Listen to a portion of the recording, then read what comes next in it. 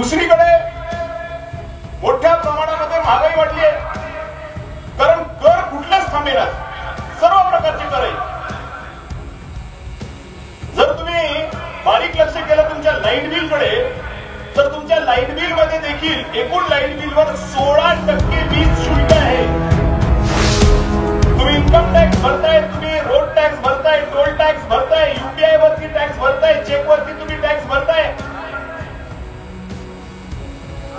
GST भरताय, corporation tax भरताय, म्युनिसिपलचे काउन्सिलचे घरपट्टी पाणीपट्टी भरताय.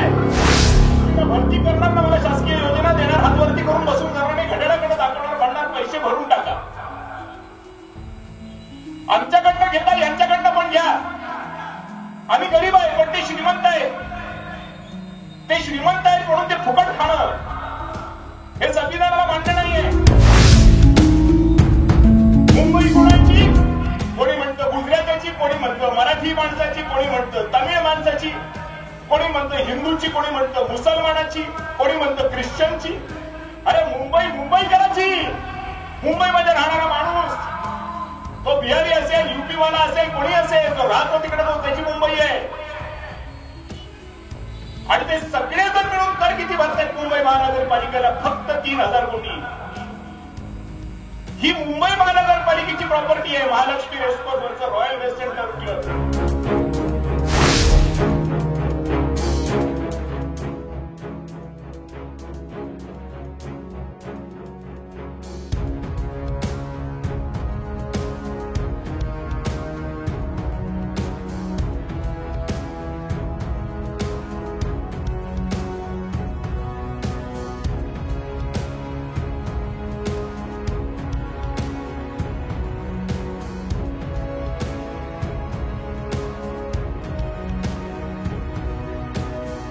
स्वामी दयानंद महाराज यांचं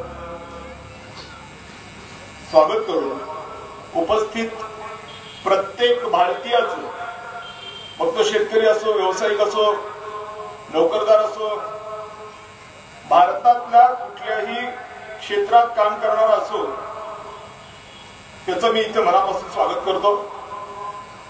देशातली किंबहुना मी असं म्हणेन की जगातली ही एक पहिली सभा अशी आहे की ज्याच्यामध्ये मानवतावादी विचार प्राकर्षाने आपल्याला जाणवतील. मित्रांनो, अनेक जन्मानुजन्मापासून अनेक देश आणि राज्यकर्ते या जगामध्ये कार्यरत आहेत. त्याच्यामध्ये भारत देशही आहे. नुकतंच 2 महिन्यापूर्वी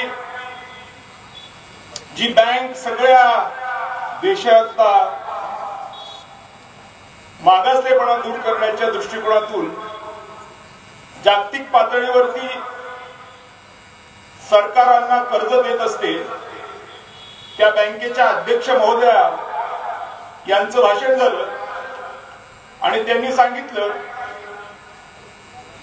की देशाचं, प्रत्येक देशाचं जवळपास ज्यांना ज्यांना त्यांनी कर्ज दिलेलं आहे त्याचं उत्पन्न हे त्याच्यावर असलेल्या कर्जापेक्षा कमी होत चाललंय. आणि म्हणून या संबंधी सरकारांनी काम करण्याची आवश्यकता आहे. जर असं झालं नाही तर मग मात्र दिवाळखोरी घोषित करण्यात येईल आणि ज्याच्यामध्ये भारत देश येईल. माझ्या मनाला प्रश्न पडला की इतक्या वैविध्यतेने जगामध्ये लोक काम करतात, मग सगळ्यांची गोळाबेरीज एक कशी होते? अगदी अमेरिका सुद्धा त्याच्यात आहे. आणि जगाचं उत्पन्न जगाच्या कर्जापेक्षा दैनंदिनरित्या कमी होत चालल्यामुळे जग अख्खं दिवाळखोरीच्या उंबरठ्यावर आहे. आता याच्यावरती तोडगा काढायचा तर काय काढायचं? म्हणून एक प्रयत्न आपण करायला हवा म्हणून माझ्या मनामध्ये विचार आला आणि मी काही गोष्टी केल्या. पण त्याच्यात लोकसहभाग कसा असू शकतो आणि जनजागृती कशी होऊ शकते म्हणून हा मेळावा संपन्न करण्यात येईल.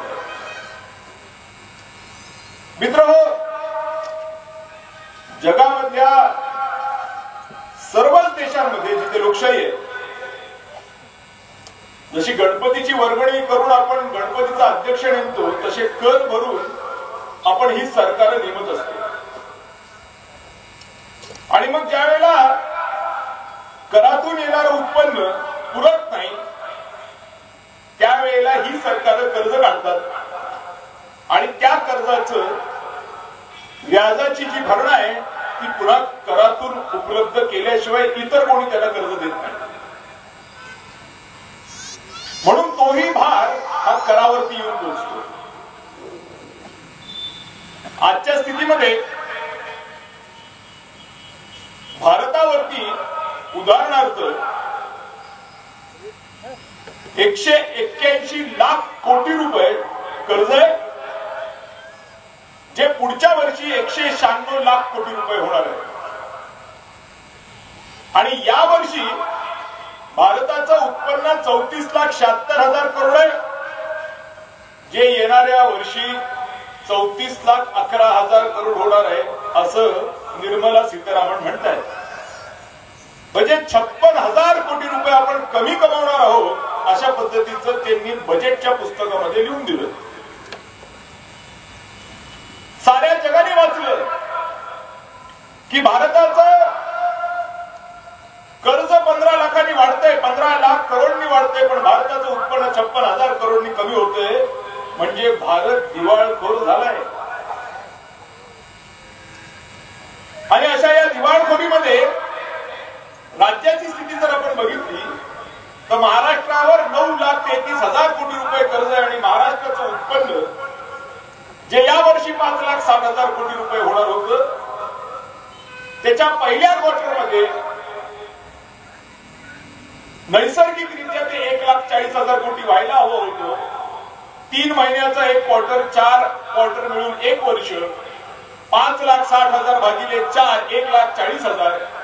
मग 1,40,000 करोड हे उत्पन्न राज्याच्या तिजोरीत आलंय का? उत्तर आहे नाही. ते आले फक्त 77,000 करोड. आणि म्हणून राज्य सुद्धा आता दिवाळखोर झाले. आणि या दिवाळखोऱ्या आता आपल्याला दिसायला लागलेल्या आहेत. तुम्ही बघू शकता की आज या दिवाळखोरीमुळे या राज्यामध्ये, या देशामध्ये कुठल्याही पद्धतीची नवीन भरती नाहीये. आर्मीमध्ये आपण लोकांनी अग्निवीर करून टाकलं कारण की आपल्याला परमनंट आर्मीच्या नोकऱ्या देता येत नाहीयेत. आणि पोलीस भरती बंद आहे. आज कन्नडच्या पोलीस स्टेशन मध्ये 100 जागा मान्य आहेत, मान्यता प्राप्त जागा आहेत 2003 सालच्या. पण 2025 साली जेव्हा लोकसंख्या कमीत कमी 1.5 पट वाढलेली आहे, त्यावेळेला आता कार्यरत पोलीस आहेत 32. आणि हे प्रत्येक डिपार्टमेंट मध्ये झालंय. म्हणून दिवाळखोरीची झळ आता आपल्याला लागायला लागलेली आहे. याचा परिणाम असा होतोय की आपण ज्या वेळेला पोलिसांची सेवा मागायला जातो त्यावेळेला पोलीस उपलब्ध नसतात. आणि प्रत्येक खात्यामध्ये हीच गत आहे. एका ग्रामसेवकाकडे 5-5 ग्रामपंचायती आहेत, एका तलाठ्याकडे 7-7 सजा आहेत. तो करणार तर काय करणार? आणि म्हणून त्यातनं भ्रष्टाचार फोपाळायला लागला. तुझं काम का करू, त्याचं काम का करू नये, म्हणून तू मला किती देशील मग मी तुझं काम करतो. दुसरीकडे मोठ्या प्रमाणामध्ये महागाई वाढली आहे. कारण कर कुठल्याच थांबेनात, सर्व प्रकारचे कर आहेत. जर तुम्ही बारीक लक्ष केलं तुमच्या लाईट बिल कडे, तर तुमच्या लाईट बिल मध्ये देखील एकूण लाईट बिलवर 16% वीज शुल्क आहे. तुम्ही इन्कम टॅक्स भरताय, तुम्ही रोड टॅक्स भरताय, टोल टॅक्स भरताय, यूपीआय वरती टॅक्स भरताय, चेक वरती तुम्ही टॅक्स भरताय, जीएसटी भरताय, कॉर्पोरेशन टॅक्स भरताय, म्युनिसिपलचे काउन्सिलचे घरपट्टी पाणीपट्टी भरताय. काय असं आहे जे तुम्ही त्याच्यावरती पैसे नाही भरत आहे? मग एवढे सगळे पैसे आम्ही भरतोय, मोबदल्यात आम्हाला काही मिळत नाहीये आणि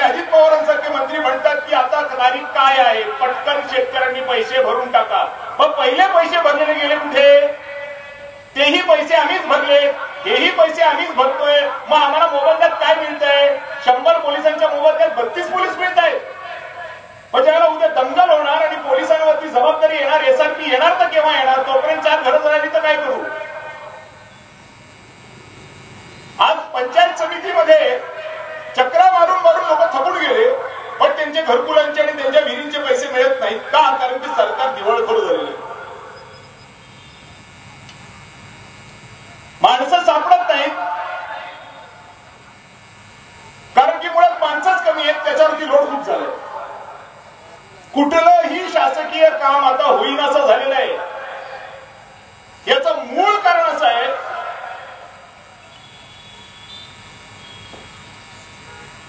की नोकर भरती बंद आहे, फार तर फार आउटसोर्सिंग करतात. आणि आता जे नोकर आहेत त्यांना सुद्धा पगार द्यायला पगार पुरेना झालाय. जेही पैसे आपण भरले आणि दैनंदिनरित्या भरतोय त्याचा हिशोब लागत नाहीये. म्हणून कुठल्याच योजनांना एकही रुपया नाही आणि त्या योजनांची अंमलबजावणी करण्यासाठी प्रशासकीय अधिकारी उपलब्ध नाही. ही परिस्थिती फक्त कन्नडची नाहीये, सबंध महाराष्ट्राची आहे. नुसतीच परिस्थिती ही सरकारी संदर्भात आहे का? उत्तर आहे नाही, खाजगी संदर्भात सुद्धा आहे. टाटा कन्सल्टन्सी सर्व्हिस नावाची एक अत्यंत उच्च दर्जाची कंपनी, ज्याच्यामध्ये IT इंजिनियर्सला नोकरी मिळते, 12,000 इंजिनियर झटक्यात कमी करून टाकले. कारण कंपनीला परवडणेसा झालेलं आहे.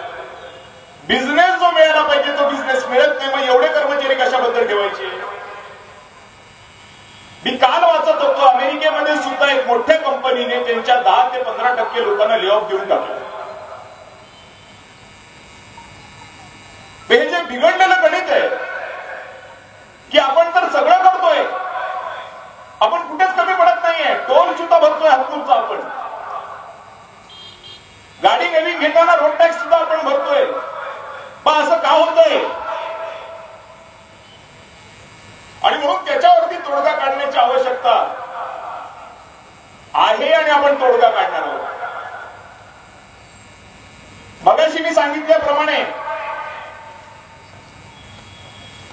मी काढलाय महाराष्ट्रामध्ये अनेक सरकारी जमिनी खाजगी लोकांना ज्या वेळेला भाडे तत्वावर दिल्या गेल्या त्यावेळेला त्या लोकांनी भाडं भरलं नसल्याचं महाराष्ट्र सरकारच्या ऑडिट रिपोर्ट मध्ये ऑडिटरनी लिहून दिलं. आणि त्यांनी भाडं भरलेलं नसल्यामुळे करोडो अब्जावधी रुपये जे आपल्या तिजोरीत यायला पाहिजे होते ते आले नाहीत. इकडे आपण मात्र भरतोय, पण ते भरत नाहीये. आणि म्हणून अशी लोक कोणती आहेत जी ऑडिट रिपोर्ट मध्ये दिसत आहेत? याचा मी शोध घेतला आणि त्याचा शोध माझा लागला. तो ऑडिट रिपोर्टच मला सापडला.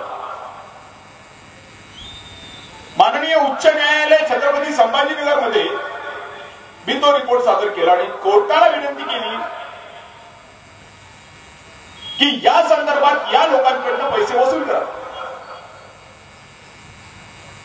अर्थात त्याच्या अगोदर राज्य सरकारकडेही मी गेलो की आता आम्ही नाही भरू शकत आहे कर, आमची कॅपॅसिटी संपली. आता आम्हाला दुकानदार विचारायला लागलेला आहे की तुला पक्की पावती देऊ का कच्ची पावती देऊ? पक्की पावती म्हटलं मी हप्ता कारण 18% GST लागतो. नको बाबा, मला कच्ची दे.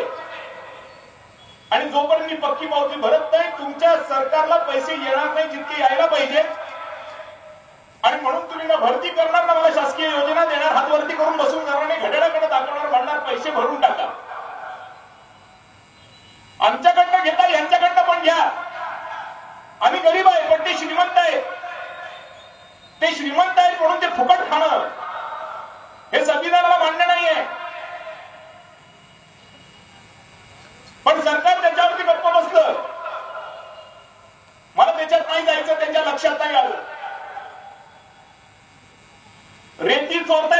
किती तापीची आणि त्या नागद मधून दररोज जातात ट्रक या आमच्या हिवरखेड रोडवरून.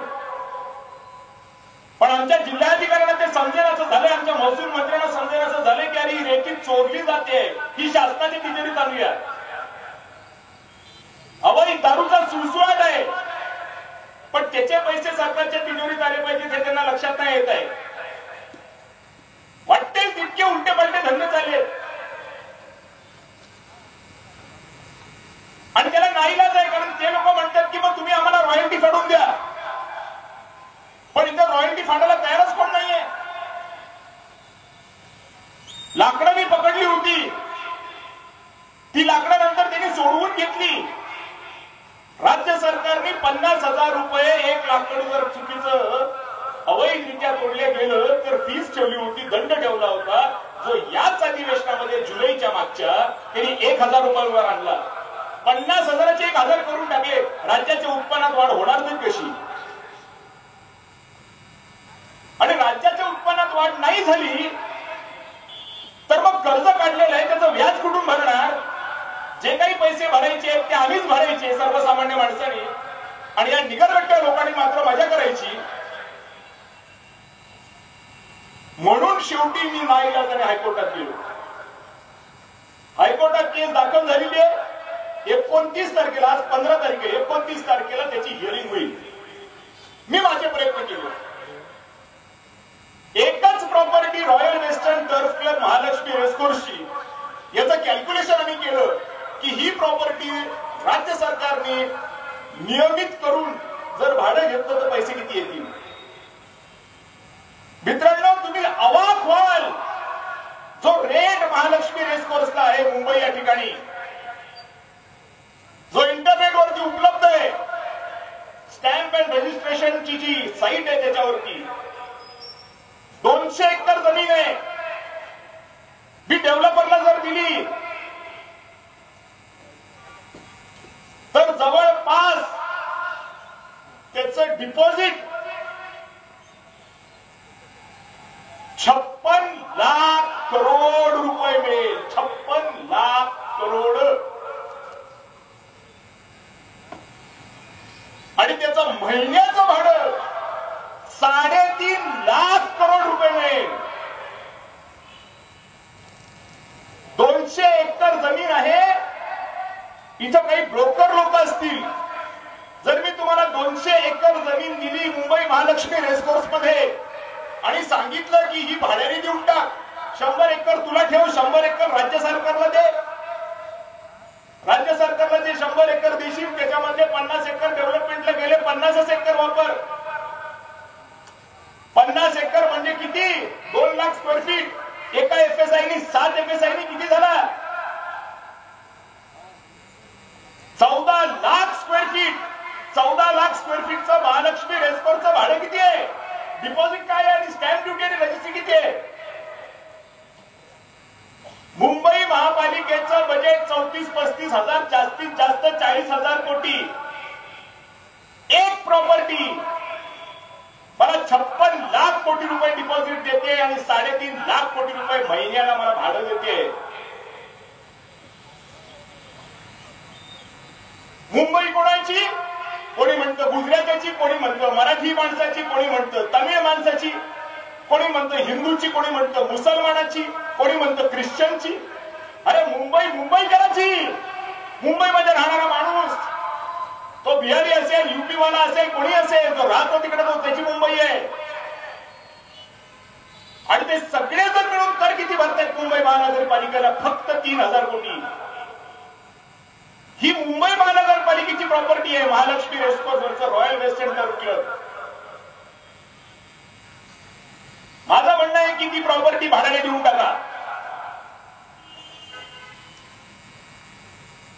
हे 3,000 कोटी कुठे आणि 3.5 लाख कोटी रुपये महिना कुठे? याचा ताळमेळ बसत नाही. भारत कालही श्रीमंत होता, आजही श्रीमंत आहे आणि शेवटपर्यंत श्रीमंत राहील. फक्त भारतामध्ये काय झालंय? प्रवृत्तीचा दोष तयार झालाय. जुन्या जमान्यामध्ये भारतामध्ये वेगवेगळे राजे महाराजे होऊन गेले, त्यांच्यात पटलं नाही म्हणून मुळं घुसले. मग मुघलामध्ये पटलं नाही म्हणून ब्रिटिशर घुसले.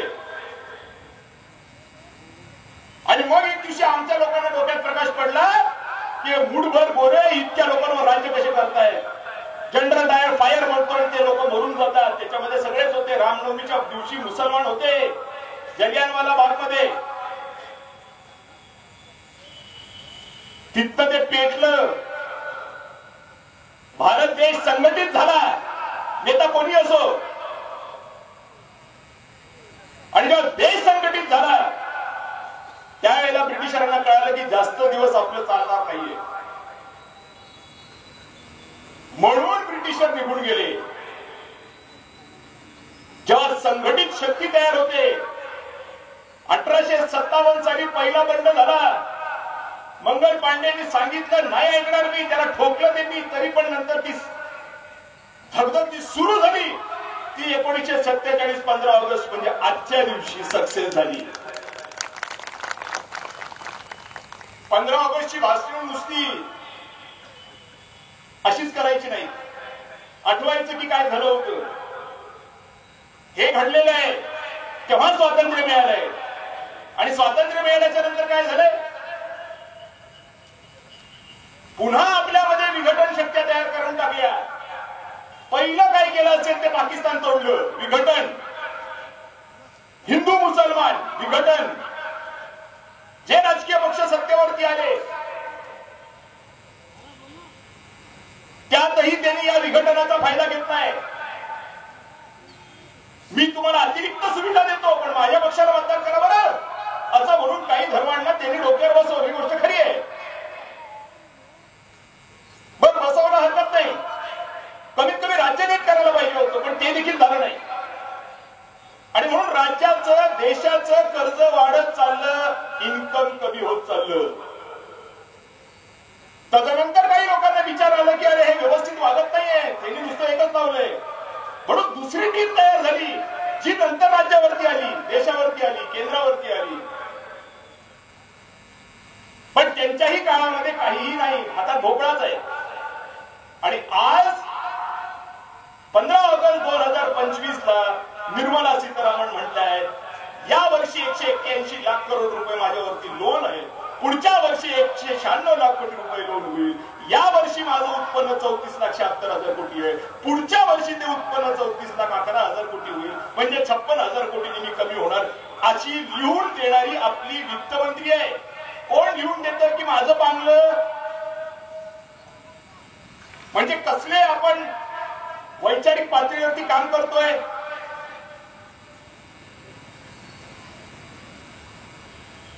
आज या गोष्टी लक्षात घेण्याची आवश्यकता आहे की आता विघटन झालं तेवढं पुरे झालं, आपल्यातली भांडणं जी झाली तेवढी पुरे झाली, आता भांडणं करायची नाहीये.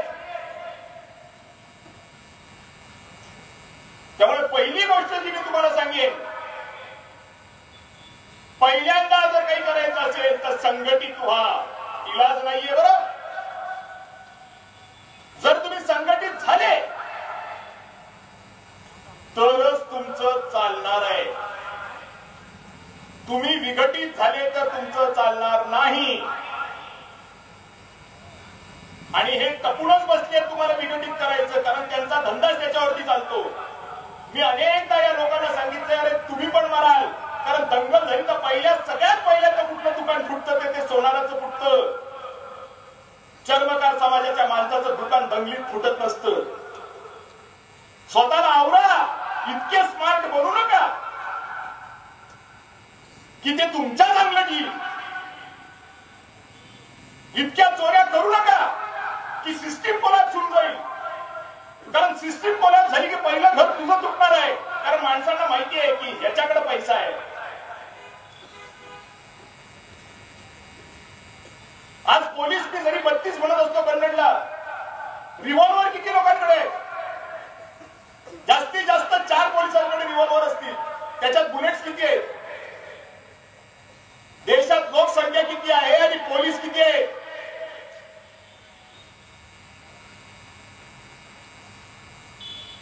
बंड झाला, उठाव झाला, पोलीस पहिले पण सुटतील स्वतःचं संरक्षण करायला. ते तुमचं आमचं कशाला मारायला संरक्षण करतो?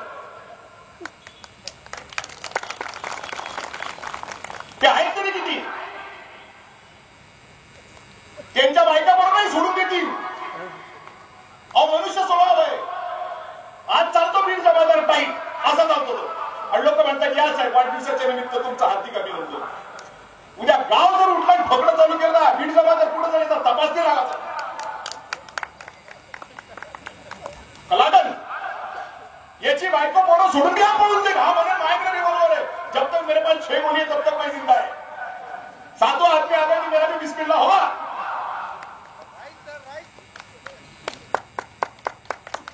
सगळ्यात जास्त फाटलेली कोणाची असेल, सॉरी शब्द निघतात तसे, तर पोलिसांचे सगळ्यात जास्त. म्हणून ते डेअरिंगनी चालतात, ओव्हर डेअरिंगनी. का त्यांना माहिती आपण कमी अंगावर आले तर आपण काहीच करू शकणार नाही. मध्यंतरी मी मस्जिदीच्या संदर्भामध्ये भोंगे जास्त जोरात वाजवू नका असं म्हणालो होतो. खरी गोष्ट आहे. त्याच्यामध्ये काही वेगळं होतं का? नाही. मी हार्टचा पेशंट आहे, मला भोंगेने त्रास होतो. पण ते म्हणणार कोण आहे? हायकोर्टामध्ये, सुप्रीम कोर्टामध्ये आदेश झाले की भोंगे इतक्या आवाजानेच वाजवायचे. तरी देखील त्याचं इम्प्लिमेंटेशन होत नाही. मी करायला गेलो तर मुस्लिम समाजाचे लोक माझ्यावरती नाराज झाले. मी त्यांना विचारलं, काय रे सौदी अरेबियामध्ये भोंगा वाजतो का? ते म्हणे नाही. मग इथं का वाजवत आहे? कोणी दिले तुम्हाला भोंगे हातामध्ये? काँग्रेसने दिले? कशाबद्दल दिले? नंतर कोणीतरी सांगितलं दादाने त्या गाईची कत्तल बंद करून टाकली. त्याच्यावर पण मुस्लिम समाजाचे लोक नाराज झाले. कशासाठी हा हे करतोय? आतापर्यंत करत नव्हता, संघात गेल्यापासून हे करायला लागला. अरे मी पहिल्यापासून त्याच विचाराचा होतो, फक्त मी थोडासा जागृतीला कमी होतो. आता जागृत झालो, आता नाही आवडत नाही.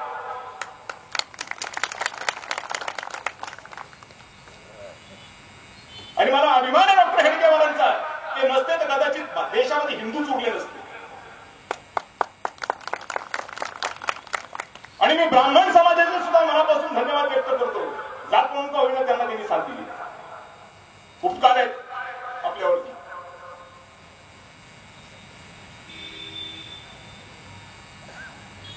काही मुसलमान म्हणायला लागले की अरे गायीचं बैल, गायी आणि बैल कापल्यावरती तुम्हाला त्रास होतो, मग बोकडे कापल्यावरती का त्रास होत नाही? मी म्हटलं अजबच प्रश्न आहे. अरे म्हटलं ती देवी आमची 33 कोटी देवीचा जनक आहे आमचा, तुम्ही आदर ठेवा. सर्व धर्म समभाव आहे ना देश.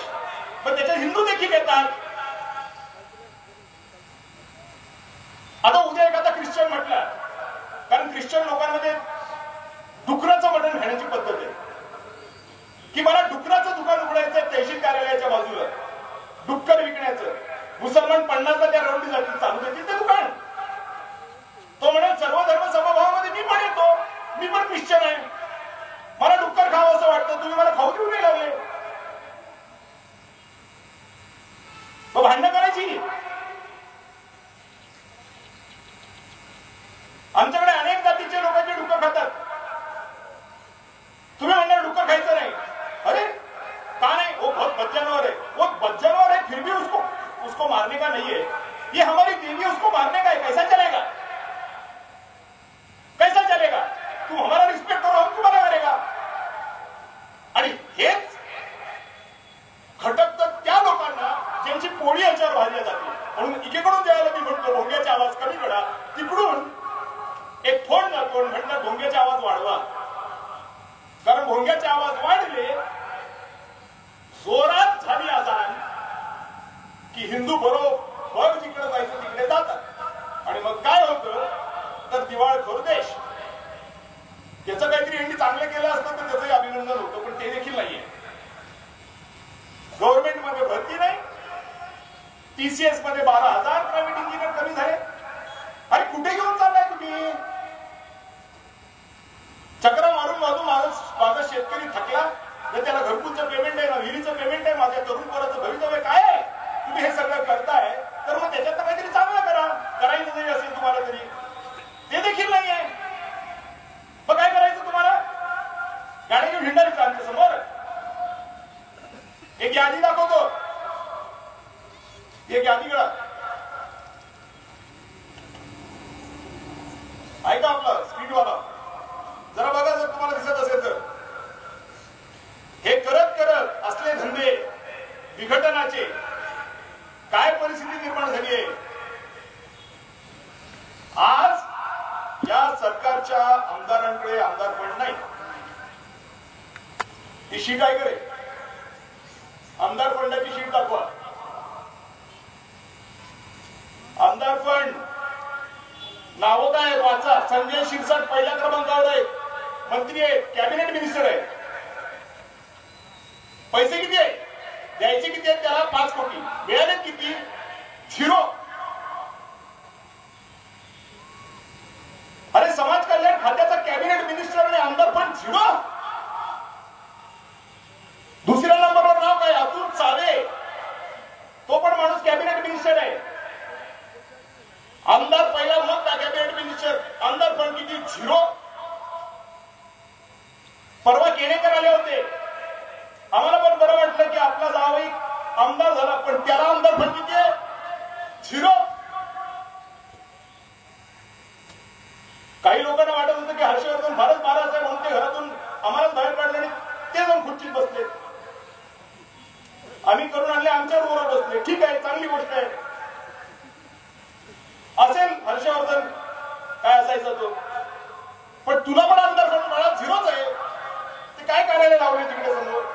त्याचा लाईटबिल भरला पैसे तुझ्याकडे.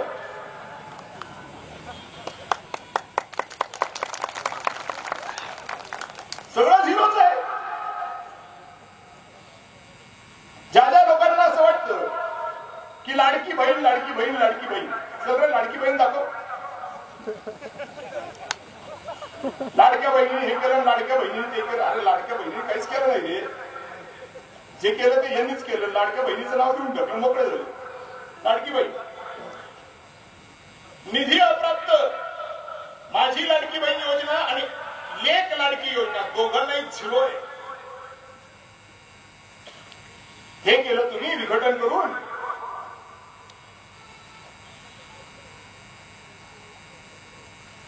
बात आता ते देणार आहेत का? देणार आहेत का? हम होंगे कामयाब एक दिन, कब दिन, कौन से दिन? लहानपणापासून मी तेच म्हणतोय, हम होंगे कामयाब, हम होंगे कामयाब एक दिन. तो एक दिन कधी यायचा? माझ्या पोरांची पोरं व्हायची वेळ आली तरी एक दिन येईना. काय परिस्थिती आहे बघा ना. डोळे उघडा, डोळे बघा नीट. हे केव्हा जेव्हा महाराष्ट्राच्या बजेटमध्ये पैसे कुठून येतात ते चार्ट काढा. महाराष्ट्र बजेटसाठी सरकारकडे कुठून येतो पैसा? हे सगळे कागद माझ्या घरचे नाही बरं, ही सरकारी कागद आहे. यावी आणि घेऊन जावी.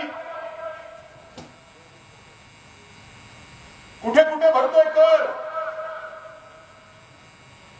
कृषी उत्पन्नातील कर हा राज्य सरकारचं म्हटलंय मी.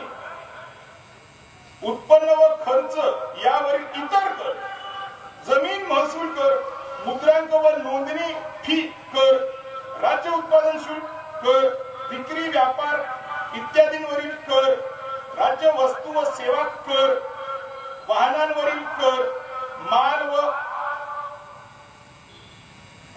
उत्तरांवरील कर. काय यांची भाषा? बर. विजेवरील कर व शुल्क, विक्रेय वस्तू व सेवा यांच्यावर इतर कर व शुल्क. अरे झालं ना? एकदा वस्तूवर काय, वस्तू व सेवा यांच्यावरील कर झालं. मग आता पुन्हा वस्तू व सेवा यांच्यावरील इतर कर व शुल्क कशाबद्दल? यांना पुरच ना. कितीही हे आपण महाराष्ट्र सरकारला भरतोय, हे कर आहे ते, प्लस टोल टॅक्स वेगळा. केंद्र सरकारला काय देतोय आपण? केंद्र सरकारचं काढा जरा. केंद्र सरकारला आपण 22% इन्कम टॅक्स देतोय. शेतकरी देत नसतील पण बाकीचे लोक देत आहेत. 18% जीएसटी देतोय, 4% एक्साईज देतोय, 17% कॉर्पोरेशन टॅक्स. म्हणजे जे वेगवेगळ्या कंपन्या चालतात त्याच्यातून आपण साबणाची कंपनी, चपलीची कंपनी, टूथब्रशची कंपनी, टूथपेस्टची कंपनी, मोटरसायकलची कंपनी, विमानाची कंपनी, लाईटची कंपनी, स्टेजची कंपनी, माईक वाल्याची कंपनी, हे सगळे ते 17% भरतायत. प्लस ते जीएसटी भरतायत, प्लस इन्कम टॅक्स भरतायत, प्लस टोल टॅक्स भरतायत, रोड टॅक्स भरतायत. काय नाही भरतायत ते? सर्वसामान्य शेतकरी किती भरतोय? पेट्रोल पेट्रोल मागे 40 रुपये शिल्लक भरतोय, तो हिंदू आहे, मुसलमान आहे, बौद्ध आहे, ख्रिश्चन आहे, मराठा आहे, ओबीसी आहे, पोलीस आहे, साधा आहे, त्याला कुठलंही काही सूट नाही. पैसे भरणारच त्याला. गरम गरम पैसे दररोज सरकारला आपण भरतोय आणि ते पैसे या सरकारला पुरत नाहीये. जगभरातली स्थिती आहे, महाराष्ट्रातली असं म्हणत नाही मी. हे गणित चुकलंय. करातून पैसे निर्माण करण्याच्या संदर्भातला ज्यावेळेला विषय येतो त्यावेळेला अर्थातच कर बुडवे पण येतात. जसे रेती चोर, कर बुडवे. हे पैसे सरकारला जातात का? नाही. पुन्हा काय सांगितलं? लक्षात यावं म्हणून सांगितलं. अवैध वृक्षतोड सरकारला पैसा जातोय का? नाही. जे लिटिगेशन मी टाकले कोर्टामध्ये, जनहित याचिका, ते पैसे लोक सरकारला भरतायत का? नाही. पण सरकारला पैसे भरताय कोण? तुम्ही आणि आम्ही.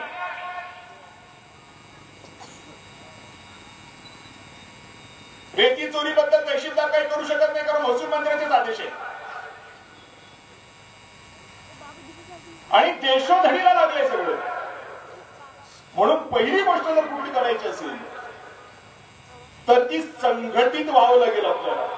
मुसलमानांना हिंदूंचा रिस्पेक्ट करता आला पाहिजे, हिंदूंना मुसलमानांचा रिस्पेक्ट करता आला पाहिजे, ओबीसीला मराठ्याचा रिस्पेक्ट करता आला पाहिजे, मराठ्याला ओबीसीचा रिस्पेक्ट करता आला पाहिजे.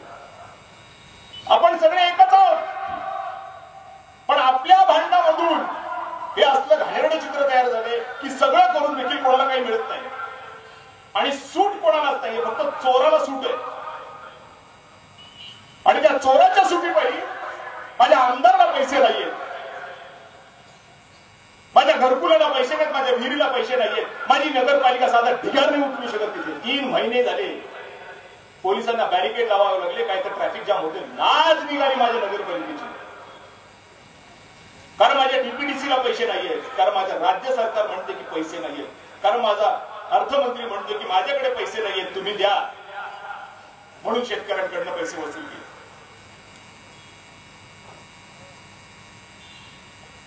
संघटित होणं हे सगळ्यात पहिलं उत्तर आहे. या घाणेरड्या गोष्टींमधून बाहेर पडायचं असेल तर जागतिक पातळीवरचं उत्तर आहे, कन्नडचं नाही.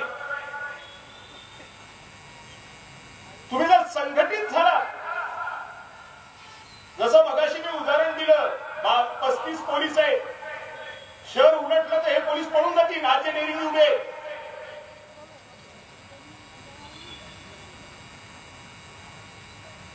आपल्याला त्याला पळवायचं नाही, त्याला इज्जत द्यायची, पण तरी पण ठाण्यावर आणण्याची गरज आहे. पण ते काय करतील? वरून आदेश आहे, हा ट्रक सोडून दे. हे काय करतील? म्हणून प्रवृत्तीमध्ये बदल. पहिला संघटन, दुसरा प्रवृत्ती बदल. ज्या वेळेला कोणाचीच प्रॉपर्टी नाहीये, अशा प्रॉपर्टीचे तुम्ही मालक होऊन जाता, त्यावेळेला नैसर्गिकरित्या तुमच्यामध्ये भाव जागतात की आता मी याचं काही करू शकतो. आणि जेव्हा तुमच्यामध्ये हे चुकीचे भाव जागतात की मी याचं काही करू शकतो, एक दिवशी ते फिरून तुमच्याच दारात येतं. जसं आज आलंय,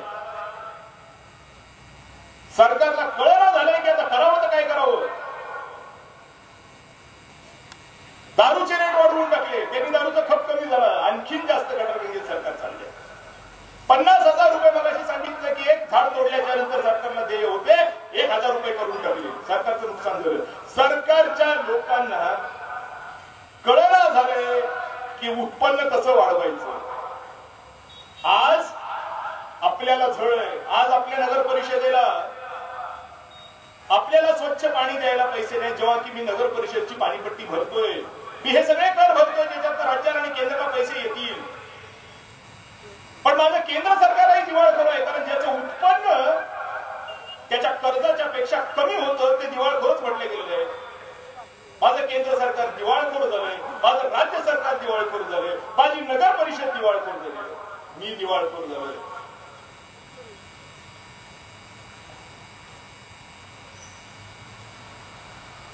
म्हणून मला या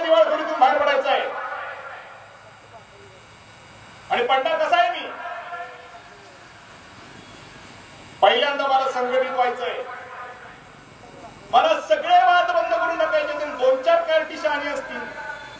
कुठल्याही जाती धर्माची त्यांच्या कानफडत वाजवावं लागल आणि म्हणावं लागल इज्जतीने राहा. दोन चार जास्त शिल्लक असतील त्यांच्याही कानफडत द्यावे लागतील, म्हणावं लागतील इज्जतीने राहा.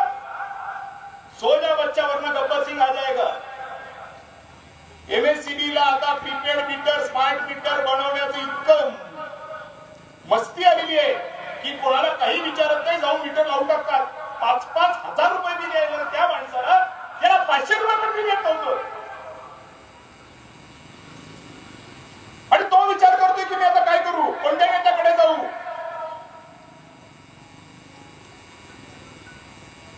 हे जर संघटित असता तर काय झालं असतं? मजा होती त्याला मीटर लावायची, पण संघटित नाहीये म्हणून मीटर लावू शकला. शेजारचा म्हटलं पटकन लाव, माझा दुश्मन आहे. अरे तुझा दुश्मन आहे, पण हा जो मीटरवाला आहे हा साड्याचा दुश्मन आहे, त्याला त्याच्या पैशाची घेणं आहे. म्हणून तू संघटित होऊन जा. तू संघटित झालास तर त्याची मीटर बसवण्याची हिंमत होणार नाही. जसं ब्रिटिशांना आपण पळवून लावले तशी ही प्रवृत्ती सुद्धा आपल्याला पळवून लावावीच लागेल. म्हणून संघटित होणं पहिलं. आता लाईट गेले कन्नड शहरामध्ये, इथे लाईट चालू आहेत कारण मला माहिती होतं लाईटचा गोंधळ होणार आहे. प्रीपेड मीटर ज्यांच्याकडे बसले, आता लाईट गेले याच्या बाबतीमध्ये तो प्रीपेड मीटरवाला काय करणार आहे? तो लाईट देणार आहे का मला? लाईटची व्यवस्था न लावता तुम्हाला प्रीपेड मीटर माझ्या डोक्यावर बसवतोय आणि वाकड्या तिकडे गेला तर पोलिसांना आणून चोपून काढून तुझ्यावरती गुन्हा दाखल करून टाकी म्हणतोय. त्याचं एकच कारण आहे, कारण मी संघटितच नाहीये. म्हणून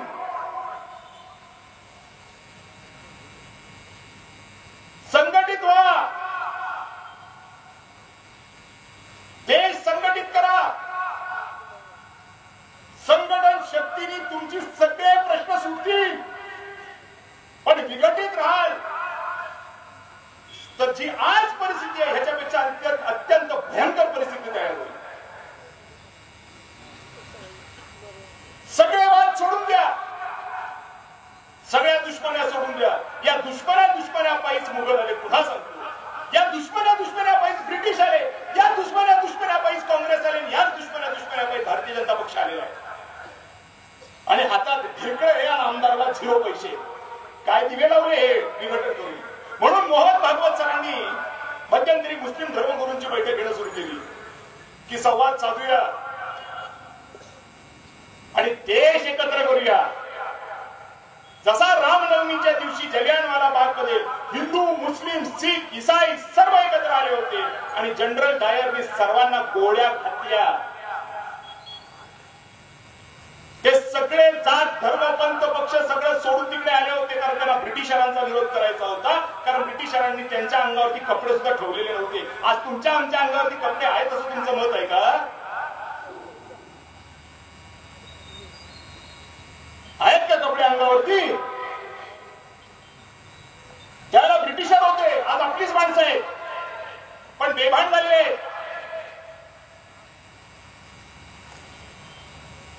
आणि या बेभान लोकांना आवरणार कोण? आपल्यालाच आवरावं लागेल. आणि कसं आवरणार आहोत आपण?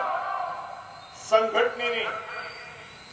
म्हणून पहिली गोष्ट संघटना बांधा, सगळं जाऊ द्या. मराठा आरक्षण लोक मागतायत, मी पण राजीनामा त्यावेळेला दिला होता. पण मला सांगा, सरकारी भरतीच नाहीये तर आरक्षण घेऊन करायचं काय? जे लोक आरक्षणामध्ये बसलेले आहेत तिथे अनेक लोक ओबीसी समाजाचे आहेत. मिळतायत का नोकऱ्या तुम्हाला? मिळतायत? जरा ते शिष्यवृत्ती काढा, शिष्यवृत्तीचं पेज काढा. अनुसूचित जाती जमातीच्या मुलींना आणि मुलांना जी शिष्यवृत्ती मिळत असते ती या वर्षी मिळालेली नाही. हे चित्र आहे समोर. पहिली ते चौथी 0. कागद आहे काय? शिष्यवृत्ती आहे. अरे जिथे अनुसूचित जाती जमातीच्या मुलींना आम्ही नाही शिष्यवृत्ती देऊ शकत, तिकडे मराठा समाजाला देणार कुठं नव्हतं आपण. आणि मग काय करणार आपण? भांडणं करणार, पुन्हा विघटन. त्यांना दिलंय आम्हाला दिलं नाही. अरे त्यांना पण नाही आपल्याला पण नाही, मागतोय काय आपण? कारण ते आणि आपण एकच आहोत. तेही पेट्रोल मागे 40 रुपये भरतायत, तुम्हीही भरताय, आम्हीही भरतोय. पण असं जर म्हटलं तर मराठा समाजाचे लोक अंगावर येतील माझ्या, मग तू आमच्या विरोधात चाललायस. तिकडे आम्ही असं करायला चाललो, तू ही फालतू बडबड करतोयस. मी फालतू बडबड करतोय? मग दाखवा नोकरी आहेत का? मी फालतू बडबड करतोय? मग दाखवा शिष्यवृत्ती आहे का? मी फालतू बडबड करतोय? अरे आउटसोर्सिंग केलं जातं आणि आउटसोर्सिंग मध्ये आरक्षण लागू नाहीये आणि त्यांनाही पगार नाहीये. विचारा त्या आशा सेविकांना त्याला पगार आहे का? आपल्याला पहिल्यांदा देश ठिकाणावर आणावं लागणार आहे आणि मग त्याच्यातनं पुढे जावं लागणार आहे. देश कंगाल झालेला आहे, राज्य कंगाल झालेलं आहे. फक्त एवढं झालंय की जी लोक जशा दारू पिलेला माणूस असतो त्याला 2 बसले काय 4 बसले काय त्याला समजतच नाही, तो ओकेच असतो. आणि मग त्याची उतरल्यावर त्याला कळतं की आपल्याला किती मार बसलाय. आणि तोपर्यंत जर हॉस्पिटलला गेलेला नसेल आणि बरगड्या तुटलेल्या असतील तर त्याचा मृत्यू देखील होतो. तोच जर शुद्धीत असलेला माणूस असेल आणि त्याला मार लागला तर त्याला दुखतं जरूर, पण तो हॉस्पिटलमध्ये जातो आणि वाचतो. तशाच पद्धतीने आज मंडळी जी झोपलेली आहे त्यांना जागृत करायचं काम मी या मेळाव्यातून करण्याचा प्रयत्न करतोय. मुक्काम मार बसतोय. मी देवेंद्र फडणवीसांना दोष देणार नाही, मी नरेंद्र मोदींना दोष देणार नाही, मी डोनाल्ड ट्रम्पला दोष देणार नाही. पण मी त्या प्रवृत्तीला जरूर दोष देईन ज्याच्यात हे सगळं घडलंय. आणि ती प्रवृत्ती एवढीच आहे जी सुरुवातीपासून भारताने दाखवली आणि अनेक ठिकाणी जगामध्ये दाखवली गेली की माझं काही चांगलं झालं नाही तरी चालेल पण त्याचं वाईट झालं पाहिजे. आणि म्हणून त्याचं वाईट जर माझ्याकडनं होणार नसेल, दुसरा जर देश विकून त्याचं वाईट करत असेल तर मला करायचं. आणि करता करता करता करता पैगाम घडलं. 400 किलोमीटर आत येऊन ठोकून निघून गेले, काहीही करू शकलो नाही, काहीच करू शकलो नाही आपण. आणि त्याच्याने मुसलमानही गेला. मुसलमानांना वाटेल की आपला कोणीच गेला नाही, त्यांचा पण गेलाय. म्हणून सगळ्यात पहिली गोष्ट संघटित व्हा. दुसरी गोष्ट प्रवृत्ती बदला. त्या दारुड्यासारखं वागू नका. ज्याला 4 बी बसले तर तो म्हणतो मला 2 पॅक आणून अन्नच दे. हे 2 पॅक करत करत करत करत गोंधळ झालाय. तिसरी महत्वाची गोष्ट सांगतो, सरकारकडे काहीही मागायला जायचं नाही, काहीच नाही. सरकारकडे मागायला जायचं नाही आणि सरकारला काही द्यायचं नाही. कारण तसंही तुम्ही मागायला गेला तर तुम्हाला काही भेटतच नाही. भांडणं करायची नाही, पोलीस ठाण्यात जायचं नाही. कारण पोलीस ठाण्यात गेलं की तुमचे 2 आणि त्याचे 2, दोघांचे 2 जातात. कशाला जाताय? जाऊ नका. तहसील कार्यालयात जाऊ नका. तसंही तुम्ही गेल्याच्या नंतर तुम्हाला काही मिळत नाहीये. महाराष्ट्रामध्ये सगळ्या महाराष्ट्रातून 288 आमदार आहेत, त्यांना काही नाही तर तुम्हाला कधी मिळणार आहे? म्हणून सरकारकडे जायचं नाही हा ठराव घ्या.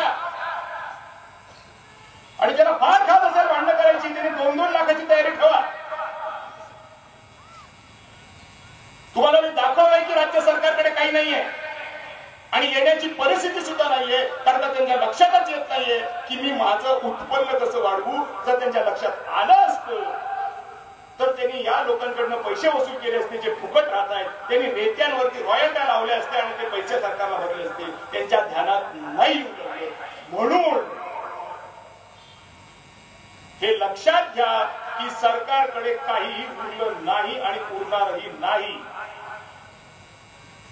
जे लोक आता सरकारी कर्मचारी म्हणून काम करतायत, मी त्यांना एक गोष्ट सांगू इच्छितो, तुमचे पगारही सरकार काही दिवसानंतर करू शकणार नाही.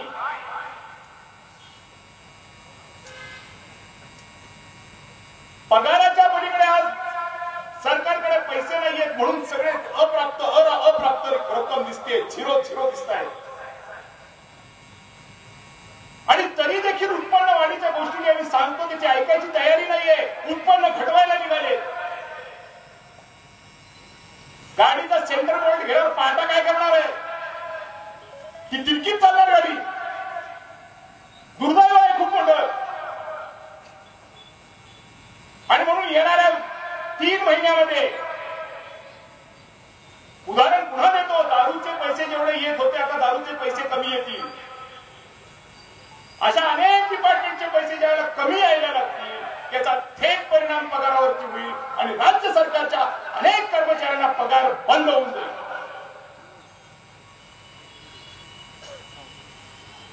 याच्यापेक्षाही पुढची गोष्ट सांगतो, जेवढे शासकीय कर्मचारी आहेत यांचा प्रोव्हिडंट फंड नावाचा एक फंड असतो जो नोकरीमध्ये काम करत असताना त्याच्या पगारातून कापला जातो आणि तू रिटायर झाला त्यावेळेला मी तुला दिवस म्हटलं जातं. त्याच्यावर देखील कर्ज काढले केंद्र सरकारने.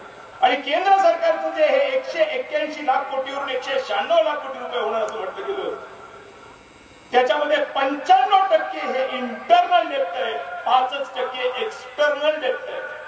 बाहेरच्या देशातून आलेलं कर्ज फक्त 5%, ज्याच्यावरती त्या बँकेच्या अध्यक्षबाई बोलले आहेत. म्हणजे किती काळात फसलोय आपण. म्हणून भानगडी आहे. आणि हा गाळ काढण्यासाठी आपल्या लोकप्रतिनिधींना लक्षात येत नाहीये म्हणून ते पुढेच सरकत चालले दारू केलेल्या माणसाला. पक्ष कोणताही असू दे, विचारसरणी काही असू दे, पण राज्याचं कारण त्यांना येत नाहीये आणि कसलं राजकारण घेऊन बसलाय. आणि म्हणून हे बदलावं लागणार आहे, संघटित व्हावं लागणार आहे. राज्य सरकार बदलून चालणार नाही, ती प्रवृत्ती बदलावी लागणार आहे. येणाऱ्या कार्यकाळामध्ये पुन्हा लक्षात ठेवा, सरकारी कर्मचाऱ्यांचे पगार बंद होणार आहे. मी वाट बघतोय त्या दिवशीची, कारण माझा शेतकरी उठून उभा राहायला तयार नाही, त्याची हिंमत नाही. माझा मध्यमवर्गी उठून उभा राहायला तयार नाही, त्याची हिंमत नाही. पण सरकारी कर्मचारी मात्र उठून उभा राहतो आणि ज्या दिवशी त्याचे पगार बंद होतील तो उठून उभा राहील. जय श्रीराम. तो उठून उभा राहिला की मुख्यमंत्र्याचं वजन 50 किलोनी कमी होऊन जाईल. आणि मागायचं कोणाकडे, कारण मागणारे आता भरू शकत नाहीये आणि मागितल्याशिवाय चालणार नाहीये. येणार कुठून जर असलं नाही तर तो पण प्रश्न निर्माण होणार आहे. मग काय करणार आहे. प्रोव्हिडंट फंडवरती सुद्धा तुम्ही कर्ज काढून ठेवले, ते पण बुडाले. आयुष्य गेलं त्या माणसाचं सरकारी सेवेमध्ये. म्हातारपणात प्रोव्हिडंट फंड मिळेल, गायब.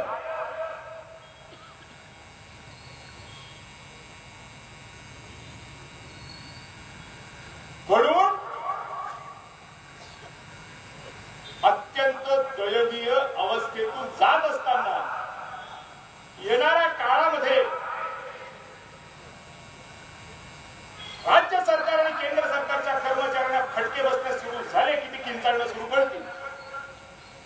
माझा एक मित्र राज्य सरकारच्या मला माहित नाही कुठल्या तरी सरकारच्या सेवेमध्ये काम करतोय. तो म्हणतो आमची वित्त आयोगाचे पैसे काय ते पे कमिशनचे पैसे वळवले सरकारने. खरं आहे का. कोणी असेल कर्मचारी त्याला माहिती असेल. पैसे वळवून टाकले. आपण नाही काम करू, आज तुला 10% मिळाले असते, उद्या 15% मिळतील, फक्त मला परमिशन दे. मी एचडीएफसी याच्यामध्ये पैसे लावून टाकतो, मी आयसीआयसीआय मध्ये पैसे लावून टाकतो. अरे काय धंदे काय चालले ते. पैसे दे ना तू. नाही मी पैसे लावून टाकले म्हणजे वरच्या वर फिरवलेत पैसे. म्हणून जमीन महसूल मधून पैसे जमा करा. अशा पद्धतीचा तोडगा मी पहिलाच माझ्या वतीने काढून टाकलाय आणि तुम्हाला सगळ्यांना आज बोलवलं याच्यासाठी की तुम्ही जागृत व्हाल की परिस्थिती काय आहे. म्हणून मी आमदारकीचा फंड दाखवला, म्हणून मी डेप्युटीसीचा फंड दाखवला, म्हणून मी तुम्हाला राज्य सरकारची परिस्थिती दाखवली, म्हणून मी तुम्हाला केंद्र सरकारची परिस्थिती दाखवली, म्हणून मी जागतिक पातळीवर काय चाललं ते दाखवलं, म्हणून मी तुम्हाला टाटा कन्सल्टन्सी सर्व्हिस मध्ये 12,000 नोकऱ्या कमी झाल्या ते देखील सांगितलंय. ही जनजागृती आहे. आणि मागतोय काय मी फक्त एवढंच की संघटित व्हा, प्रवृत्तीत बदल करा.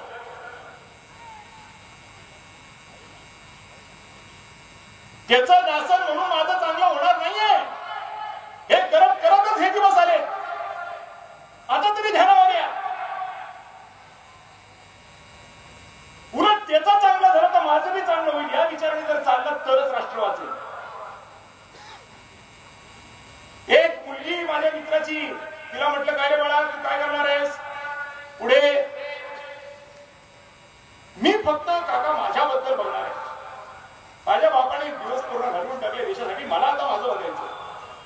म्हटलं तुला तुझं बघायचंय, इंजिनियरला त्याला त्याचं बघायचंय, शेतकऱ्याला त्याचं बघायचंय, व्यावसायिकाला त्याचं बघायचंय. म्हटलं राष्ट्राबद्दल काहीतरी आहे का तुझ्या डोक्यामध्ये.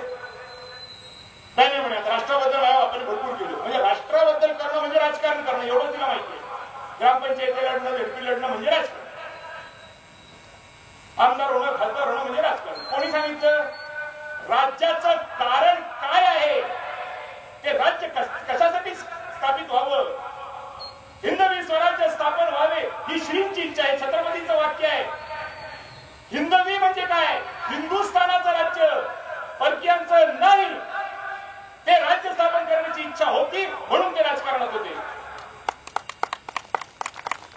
आज हा प्रॉब्लेम झालाय प्रवृत्तीचा. मला झडपी मेंबर व्हायचं, मला पंचायत समिती मेंबर व्हायचं, मला ग्रामपंचायतचा सरपंच नाही होता आलं तर कमीत कमी शालेय शिक्षण द्या म्हणजे खिचडीत पैसे खाता येईल. आणि त्याची काही चूक नाही, पण वरची त्याला तेच दाखवतायत. ही प्रवृत्ती बदलली नाही म्हणून आज गटाररंगीत आपण आहोत. ज्या ज्या लोकांनी लोकांकडनं पैसे घेतलेत विहिरीचे आणि गोठ्याचे, त्यांचे घरात लोक जाळतील येणाऱ्या 2 महिन्यात. कारण ते पैसे देऊ शकणार नाही. त्याचे कष्टाचे पैसे होते. हा घुसून ठोकून द्या. तो कितीही गावचा मोठा माणूस असता तरी बदड केली. आणि आज जर नाही बदलू शकले आणि उद्या सरकारकडे पैसे नसल्यामुळे जी आज घोषित दिवाळखोरी आहे ती घोषित दिवाळखोरी झाली आणि सिस्टीम कोलॅप्स झाली, दंगल जर झाली तर पहिल्या उक्तीने त्याच्या कान फडकावत होती. कारण पोलीस राहणार नाही त्याच्या संरक्षणासाठी. कारण पोलीस पहिलाच खाना झालेला असेल. बंदूक घेऊन जायची त्याची भूर.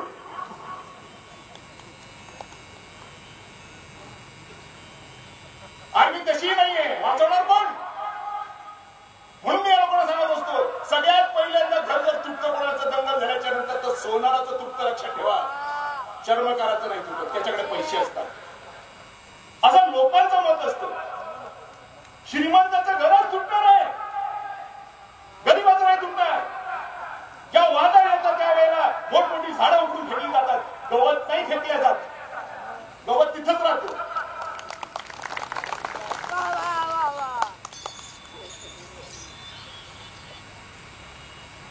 गवत होणं परवडेल, झाड नको जर का नालायक असेल.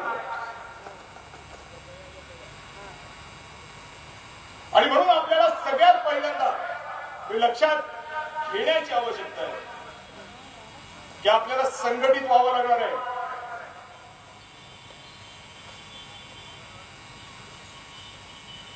कारण तो जो सोनार आहे, तो जो पैसेवाला आहे, तोही आपलाच आहे. त्याचं घर का तुटावं. का सिस्टीम कोलॅप्स व्हावी, का माझ्या पोलिसांनी पळून जावं. नाही घडलं पाहिजे, आपलाच आहे.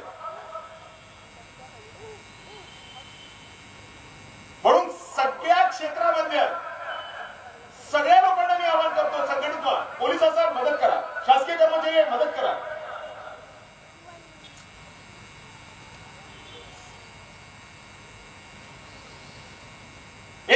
सहाय्य करू अवघे धरू सुपंत, खरं ते त्याच्याशिवाय होणार नाही. आणि म्हणून ते करा. प्रवृत्ती बदला. कितीही वाद असतील आणि जर का तुम्हाला काही करायचंच असेल तर खिशात पैसे ठेवा, कारण फुकट इथून पुढे काही होणार नाही. तसंही आज होते असंही नाही. तिसरी गोष्ट पुन्हा सांगतो, सरकारकडे जाऊ नका. सरकारकडे काही नाहीये, फक्त तुमच्या चपल्या घासतील, याच्यापर्यंत काय होणार नाही. मग सरकारकडे गेलं नाही तर माझ्या सातबाऱ्याचं काय होणार? काय होणार? घरात बसून मिळव. पहिले सातबारे होते का ब्रिटिशाच्या अगोदर? हे सातबारे कशासाठी आणले? लँड रेकॉर्ड कोणी तयार केला? ब्रिटिशरांनी. कशासाठी? लँड रेकॉर्ड डिपार्टमेंट बनवलं कोणी? प्रभू श्री रामाच्या काळात तुम्ही ऐकलं नाही कधी लँड रेकॉर्ड डिपार्टमेंट होतं? विघटनाचे जे जे पर्याय करता येतील ते सर्व पर्याय करून ठेवले होते ब्रिटिशरांनी. धर्मवाद, जातीयवाद, जमिनीवरून वाद. आणि मग नंतर काय लोकांना आमिष, तू या जातीचा असेल तर तुला शिष्यवृत्ती भेटेल, तू त्या जातीचा असशील तर तुला फुकट नोकरी भेटेल, तू या धर्माचा असशील तर तुला हे भेटेल, तू त्या पक्षात काम करशील तर तुला हे भेटेल. बॉस, हे करता करता शेवटी सगळ्यांच्याच हातात आता भोपळा आहे. म्हणून आता तो भोपळा फोडा आणि कामाला लागा. पहिल्यांदा संघटित व्हा, प्रवृत्ती बदला. त्या दारू पिलेल्या माणसासारखं वागू नका. त्याला मार बसल्याच्या नंतर उतरल्यावर कळतं की आपल्याला लागलं. आज अनेक लोकांना कळतंय की आपल्याला लागलंय, पण करू काही शकत नाही. पुढे चालले गेले. आणि आता पुन्हा सांगतो, सरकारच्या दरबारात जायचं नाही, सरकारला आपल्या दरबारात येऊ द्यायचं नाही. आता सरकारच्या दरबारात जायचं का नाही? कारण तसे काही फायदा नाहीये, मी तुम्हाला दाखवलं. म्हणून जाऊन चपला घासायच्या नाही. बंद. सातबाऱ्याची भांडणं, जमिनीची भांडणं, रस्त्याची भांडणं संघटित जर तुम्ही असाल तर त्याच्यामध्ये तोडगा निघेल. वसुलीच पूर्ण गाव एकत्र ठरवू देत काय करायचं ते. गावचा गुंडातला गुंड जरी असता पण गाव एकत्र गुंड काय करणार? हळूच ग्राम संरक्षक दल पोलिसांनी तयार करून टाकले, कारण पोलीस कमी आहेत. त्यांना माहिती आहे उद्या भांडण झाली तर मी पुरणार नाही. ग्राम संरक्षक दल, तंटामुक्ती. कशाबद्दल? तंटे आम्ही सोडवायची तर तुम्हाला पगार कशाचा द्यायचा? पण त्यांना पगार देऊन देखील माझा तंटा सुटत नाही, उलटा तंटा वाढू लागला. म्हणून आता माझंच मला लक्षात आलं पाहिजे की मी संघटित झालो तर माझे तंटे मला माझ्या गावात मिटवायचे आणि मी मिटवू शकतो.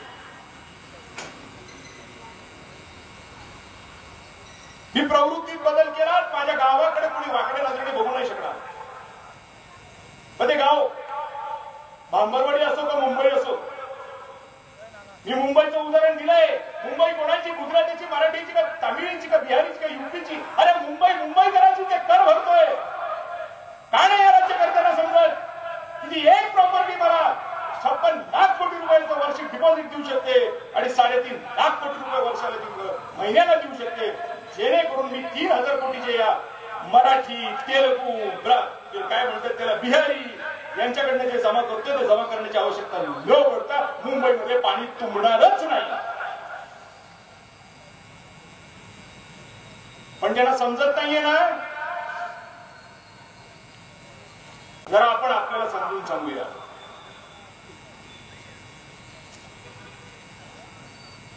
त्याच्यावर काम चालू झालंय, नाही असं नाही, पण तोपर्यंत काय करणार आहे? तुम्ही तहसीलची पायरी चढला की मेलात. कुठल्याही शासकीय कार्यालयात जायचं नाही म्हणजे जायचं नाही. स्टॉप. जे काही वाद असतील गावात पिटवा संघटितपणे. एकमेकाला मदत करा. सरकारच्या भरोश्यावर राहू नका. सरकारकडे काहीही राहिलेलं नाहीये आणि आता सरकारला काही द्यायचं नाही. कारण जर ते आपल्याला काही देत नसतील, समोरचे फुकट खात असतील, शाहरुख खानचा बंगला दाखवा. फुकट खातोय तो, भाडं 1 रुपया भरत नाही. मी ज्या घरात भाड्याने राहतो तिथं ते काका आहेत, नशीब आहे की त्यांनी मला राहायला दिलं, कंट्रोलमध्ये मला राहायला घरही भेटून दिलं ज्या घरात गेलो की बायकाला फोन जायचा, त्याला आत घेऊ नका, प्रवृत्तीचा दोष.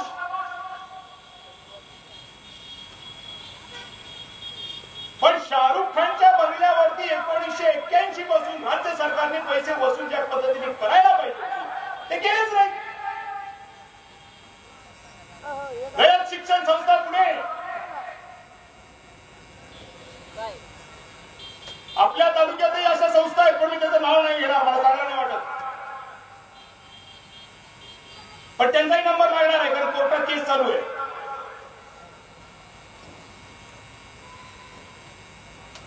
मी कर भरायचा कष्टाने, पण त्यांनी बसून खायचं हा अन्याय आहे, हे योग्य नव्हे. आणि मी कष्ट करायला तयार आहे, तो भरत नाही हे देखील चालेल, पण मग माझ्या आमदाराला 0 पैसे कसे काय? चला त्याला फुकट खाऊ द्या, पण कमीत कमी माझ्या नगरपालिकेला ते ढिगार तर उचलायला सांगा तहसीलच्या समोरचं. तुम्हाला तेही करायचं नाही, हेही करायचं नाही, करणार काय? फक्त राजकारण. अरे राजकारणाचं तत्व तर समजून घ्या. कशासाठी राजकारण? राज्याचं कारण. राज्याचं कारण काय आहे की 4 लोकांनी ऐश करावी आणि बाकी 96 लोकांनी मरावं. हे राज्याचं कारण कसं असू शकतं?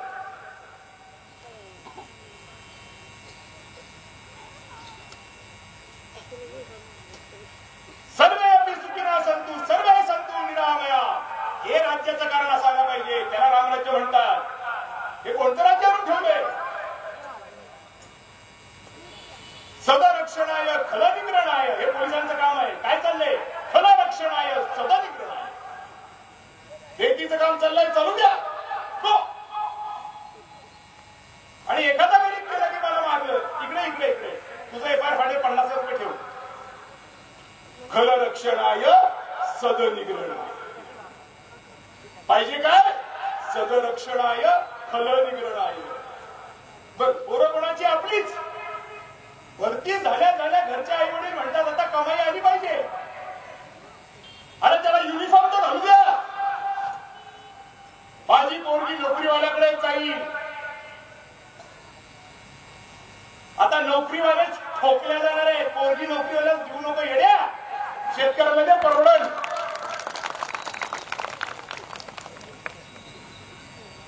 कमीत कमी पोटाला तरी खाईल.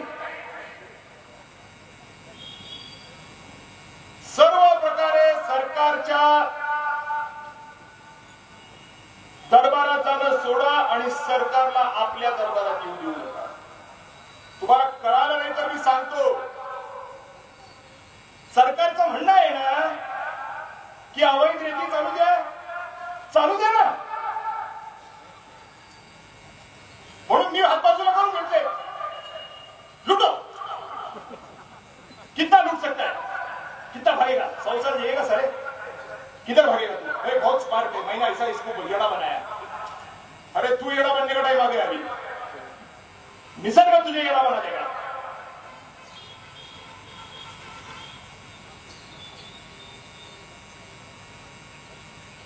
आपण कुठेही कोणीही इथून पुढे पक्की पावती घ्यायची नाही. ठरवलं का? ठरवून टाका.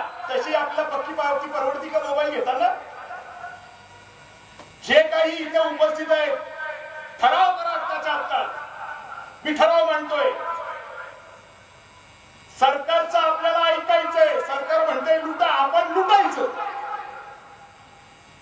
बरं रेतीवाल्यांनीच का?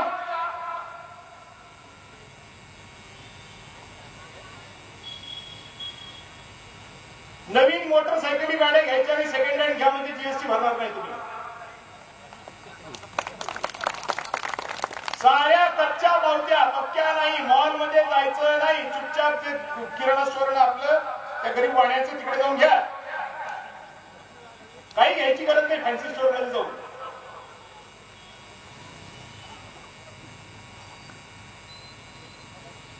आणि मग तो कोणीही असू दे. कारण कोणीही असला जो भारतीय आहे त्याला पेट्रोलवरती 40 रुपये दररोज भरावेच लागतात शिल्लक. त्यांनी काय दिवे लावले? पक्षाचा कार्यकर्ता होऊन किंवा धर्माचा प्रचारक होऊन किंवा जातीचा निष्ठावंत होऊन, अरे भारतीय कुठलाही असेल, तुमच्यासारखा एकाच असेल किंवा माझ्यासारखा 12चा असेल, डिझेलला पैसे भरावेच लागतात. काय बोलायचं तुम्हाला? तिथं फरक आहे का कुठला? पण इतर ठिकाणी फरक कशाबद्दल पाहिजे?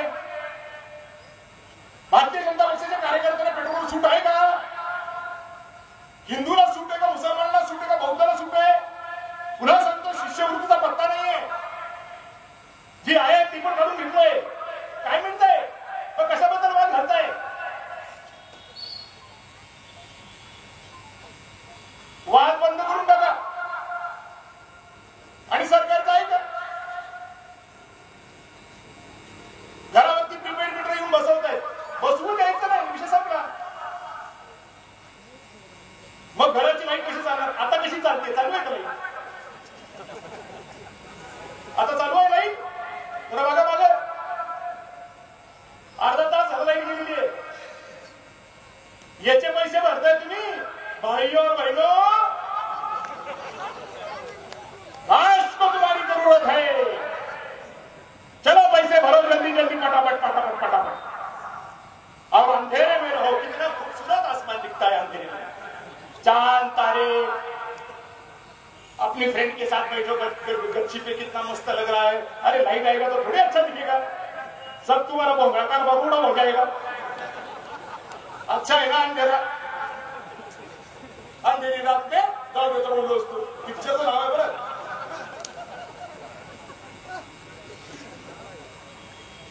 काय लोणचं टाकायचं या परिस्थितीचं? काय करायचं? आणि जे टाईट मध्ये फिरतायत, मी अधिकारी आहे का धड्या, पहिले तुला ठोकतील.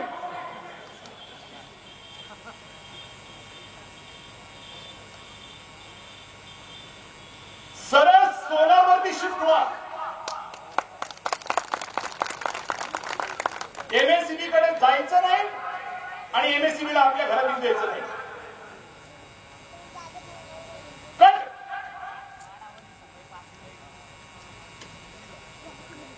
आणि सोलर त्यांच्याकडे मागू नका. तुम्ही पैसे त्यांना भरत द्या, हात मारून तुम्हाला देतील. प्रवृत्तीचा प्रॉब्लेम झालाय. तुम्ही सरकारला देता, हात मारून सरकार तुम्हाला देतं. प्रवृत्तीचा प्रॉब्लेम झालाय. तुम्ही जर तुमचं पाकिट एखाद्या मित्राला दिलं जवळच्या, ज्याच्यामध्ये 10,000 रुपये आहेत, मित्र खूप सक्का सोयरा, चांगला, जीवाला जीव देणारा, आणि अर्ध्या तासानंतर जर ते तुम्ही पाकिट घ्यायला गेलं तर त्याच्यात 9,500 असतात. आणि तो म्हणतो अरे आपण त्या दिवशी तिथे खर्च केला. तुम्ही म्हणता बरोबर आहे. हा प्रवृत्तीतला दोष आहे. आणि जेव्हा अशा पद्धतीने प्रवृत्ती खूप जास्त गटारगंगा करून ठेवते, त्यावेळेला रामनवमीला मुसलमान देखील येतात आणि जलियानवाला बागेमध्ये या प्रवृत्तीला विरोध करण्यासाठी उभे राहतात. हेच सत्य आहे या विषयात. तेव्हा ही भांडणं नव्हती, हे वाद नव्हते, कारण साऱ्याचा दुश्मन एक होता. आत्ता सुद्धा सांगतो, आपला दुश्मन आता बाहेरचा नाहीये, आपल्या आत्याला आहे. प्रवृत्ती हा आपला दुश्मन आहे. याला ठोका. जर नाही ठोकलं तुम्ही तर तो तुम्हाला ठोकून बसून गेलेला आहे जागेवरती. म्हणून तुम्ही इतक्या संख्येने जमा झाले. तुम्हाला ऐकायचं होतं ह्याच्याकडे काय आहे, हे आहे माझ्याकडे. संघटित होणे, प्रवृत्ती बदलणे, सरकारकडे जायचं नाही, सरकारला आपल्याकडे येऊ द्यायचं नाही. कुठल्याही पद्धतीचं काहीही. हातून टोळ आहे ना, जळगावून जा, काही मिळत नाही. तसंही हातून टोळ म्हणून तुम्ही काय दिवे लावले? मी लहान होतो तेव्हाही कन्नडून संभाजीनगरला जाणे 1 तास होता. थोडक्यात मी तुम्हाला सांगतो, मी लहान होतो त्यावेळेला तसंही कन्नडून औरंगाबादला जाणे 1 तास लागायचा. आणि आजही कन्नडून संभाजीनगरला जाणे 1 तास लागतो, की 2-3 लागतोय. कळालं काय बोललो ते?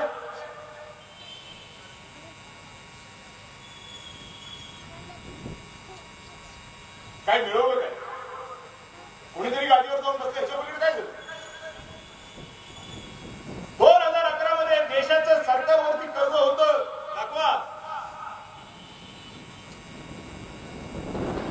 39 लाख कोटी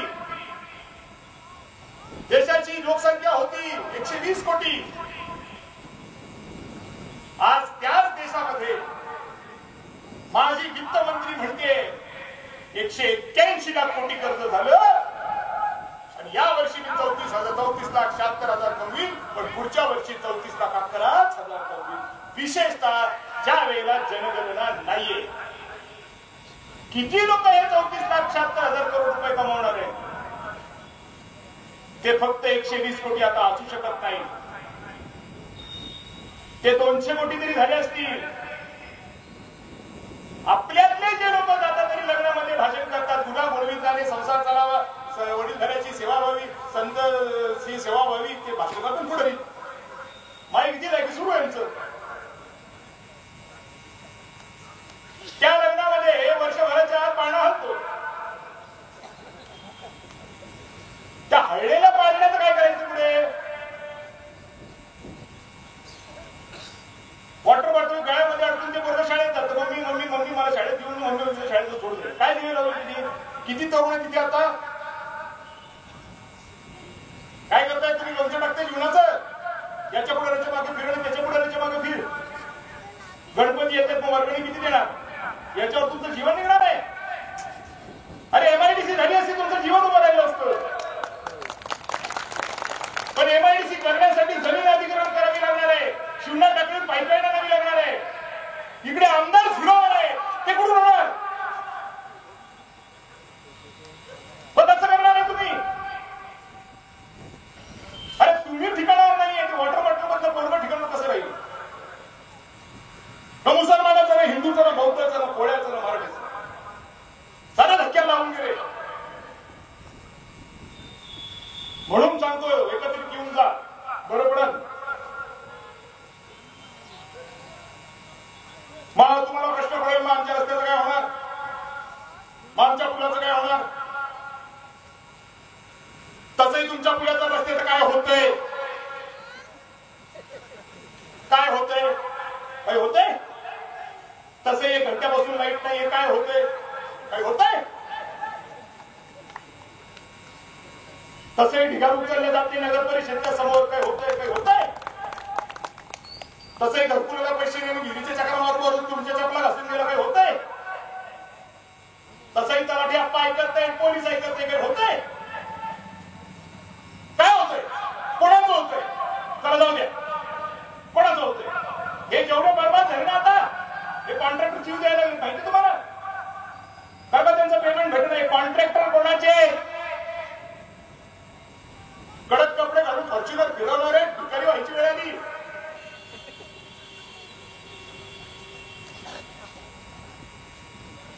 बारवाले रस्त्यावर यायची वेळ आली.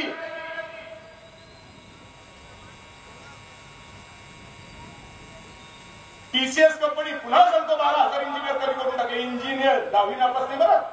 IT इंजिनियर ज्याला 4-4 लाख रुपये महिन्याला पगार होता, 50-50 लाख रुपये पॅकेज असलेले पोरं घरी येऊन गेले.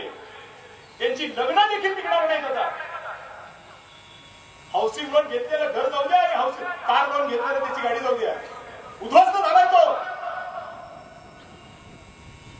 काय करणार आहे? शेतकरी वर्ग म्हणतो आमचं बांधलं, आमचं बांधलं. अरे त्याचं किती बांधलं? शेतकरी म्हणतात आमच्या मालाला भाव नाही. अरे तुम्ही बाजारपेठ शोधा ना. कन्नडचा कांदा 400 रुपयाला विकत होता तेव्हा हाच हर्षवर्धन आंध्र प्रदेशमध्ये घेऊन त्याला 2,000 विकून आला. काय सरकारमध्ये होतो मी? दाखवलं तुम्हाला? सोडा ना तर झडप्या पंचायत समिती आणि ग्रामपंचायती. काय गरज काय त्याची? तसं पण तर ग्रामपंचायतीला पाणीपट्टी भरताना पाणी जास्त पिता.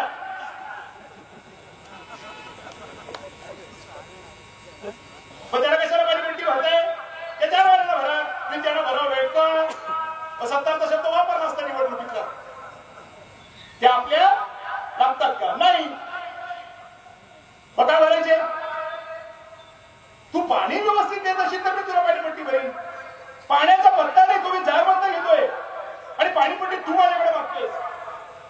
कॉलनीमध्ये घाण झालेली आहे. डुकरं फिरताय. मला कधी कधी वाटतं त्या डुकरांना गळ्यात घंटी अडकावी, नगरपालिकेचे कर्मचारी म्हणावं. कारण तेच कान साफ करतायत, कारण कर्मचाऱ्यांना पैसे द्यायला यांच्याकडे पैसेच नाहीये. मनीची घरपट्टी भरली, पाणीपट्टी भरली, राज्य सरकारने तुला पैसे दिले गेले कुठे? नाही, मला दिलेच नाहीत. आम्ही तर भरले, मोटरसायकल काल आणली, जीएसटी भरला मी त्याच्यावर, मग ते पैसे कुठे? ते पगाराला चालले गेले, मग बाकीचे पैसे कुठे?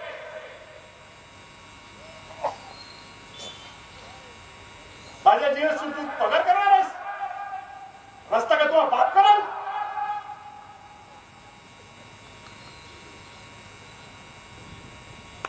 म्हणून सरकारच्या दरबारात जायचं नाही आणि आपण सरकारला आपल्या दरबारात येऊ द्यायचं नाही. भानगड झाली तर वाचवणार कोण? संघटन शक्ती वाचवणार, प्रवृत्तीतला बदल वाचवणार. इतकी जबरदस्त संघटना करा गावामध्ये, देशामध्ये. काहीही फरक पडला नाही पाहिजे तुम्हाला. तुम्ही जे पैसे कराच्या माध्यमातून सरकारला भरताय तेच पैसे गावात भरा. ज्याला सरकार अतिशय चांगल्या भाषेमध्ये म्हणतं लोकसहभाग वाढवा. लोकसहभाग वाढवा तर कर सहभाग कशाला द्या? किती गोंडस शब्द आहे लोकसहभाग. कर तुला भरायचे, मी लोकसहभागातून करायचं, पण तू काय करायचं? गाड्या फिरवायच्या. इथून पुढे सगळ्यांनी लोकसहभागातून करा. सरकारचं म्हणणं आहे ना, विषय संपून टाका. जिथे जिथे शक्य असेल तिथे तिथे वाद टाळा आणि वाद केलात तर पैसे भरायची तयारी ठेवा. जिथे जिथे शक्य असेल तिथे तिथे पक्की पावती नाही म्हणतात ना ते, आपण त्यांना हो म्हणायचं, आपणच कच्ची पावती काढायची.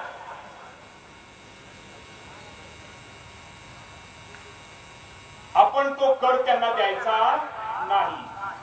महात्मा गांधींनी ब्रिटिशरांच्या संदर्भामध्ये ज्या वेळेला मिठाचा सत्याग्रह केला होता की अरे मीठ आमच्या जन्माचं हक्काचं आहे, तुम्ही त्याच्यावरती कर लावताय. जेलमध्ये गेले. कदाचित हर्षवर्धन हे भाषण झाल्याच्या नंतर कुठल्या तरी गुन्ह्यात टाकतील आतमध्ये, त्याचा भरोसाच नाहीये. आत्ताच नागपूरच्या परवाच्या केसमध्ये दिवसभर मला जड्डी बसून ठेवलं. मला वाटलं आता साठंच्याने ससुराल. मी डॉक्टर हेडगेवारांचं स्मरण केलं आणि मला अशी शक्ती आली प्रचंड की 15 वाजता मी कार्यक्रम घेणार आहे, लोकांना ती जागृती करणार आहे. म्हणून जर मला आत टाकत असतील तर मी आनंदाने आत जाईल. पण कदाचित तेच दचकले असतील की याला आत टाकलं तर हा हिरो होऊन त्याच्यापेक्षा होऊन जाऊ दे सभा.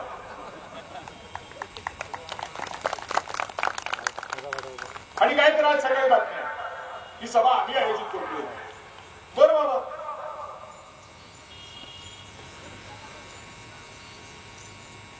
तुम्ही सभा अरेंज करण्याच्या ऐवजी सरकार जरा अरेंज करा ना.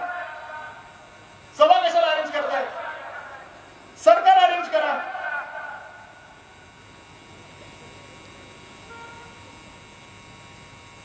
आणि म्हणून कोणीही इथून पुढे मी जे सांगितलंय त्याच्या पलीकडे जाऊ नका. जायचं नाही, शपथ घ्या, नाही सरकारला कर भरणार मी. पहिले शाहरुख खान कडून घ्या, मग माझ्याकडनं घ्या. आणि नाही तर मी भरतो, मला द्या. काय देताय सांगा.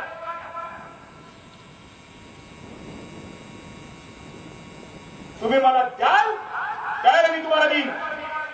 आणि आता भरून मी भरपूर दिवस झाले, आता तुम्ही भरायची वेळ आली. चला रस्ते द्या. काय मागतोय काय मी? नोकऱ्या द्या, कन्नडला एमआयडीसी करून द्या. आम्ही कुठून करणार? आमच्याकडे काय? तुमच्याकडे काय आहे? कोणाकडे?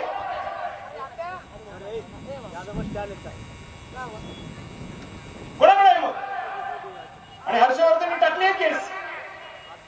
त्या हायकोर्ट जजला कोण कोण जाऊन भेटेल याचा भरोसाच नाही की साहेब हे निकाल देऊ नका बरं, आमचा कार्यक्रम लागून जाईल. पण मला या लोकांना पण सांगायचं, ज्यांना भीती वाटते की त्यांचा कार्यक्रम लागून जाईल. बाळांनो, पुन्हा सांगतो, तुम्ही थोडेसे पैसे भरले तर काही बिघडणार नाही तुमचं. पण जर सिस्टीम कोणाच झाली तर लोक श्रीमंत आहे. पुन्हा सांगतो, दंगल झाल्यावरती सोनाराचं घट फुटतं, चर्मकाराचं नाही. जो ओव्हर स्मार्ट असतो, सिस्टीम चालू असताना जेव्हा ती सिस्टीम फेल जाते त्या पहिलं त्याला ठोकतात. हाच इतिहास आहे. तेव्हा त्याला वाचायचं असेल तर त्यांनी नीट व्हावं. त्याचा गेला तो, आज आम्ही गेलोय, उद्या ते जाणार. कशाला, कशाबद्दल?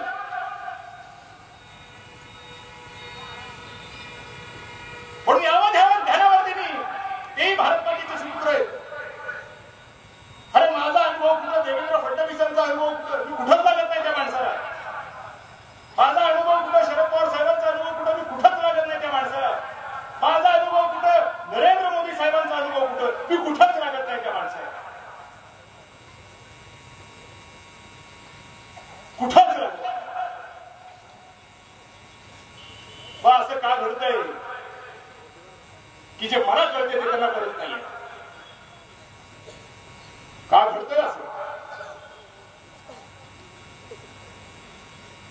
आणि जर कधी कधी होत असेल असं की एखाद्या मूर्खाला कधी कधी शहाणपण येतो, तसं होत असेल तर घ्या ना ते शहाणपण. अडचण काय, काय लाज वाटायची त्याच्यावर?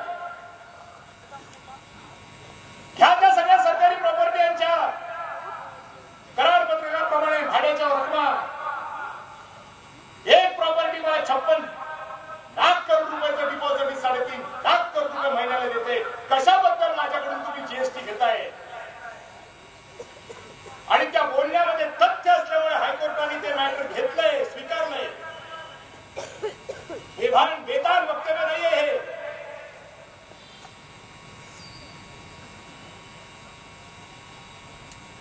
आणि म्हणून तुम्ही सगळेजण एकत्र या, सगळे वाद मिटवा, संघटित व्हा, पक्ष जात सब छोड दो.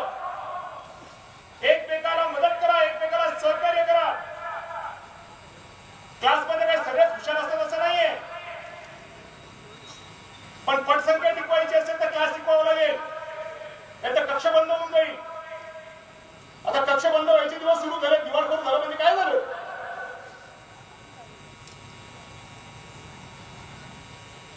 म्हणून आता हुशार आणि कमी हुशारला सांभाळा. गणितात कोणी पक्का असेल, कोणी इंग्रजीत पक्का असेल. एकमेकाला सपोर्ट करा, पूरक व्हा, एकमेकाला त्रास देऊ नका.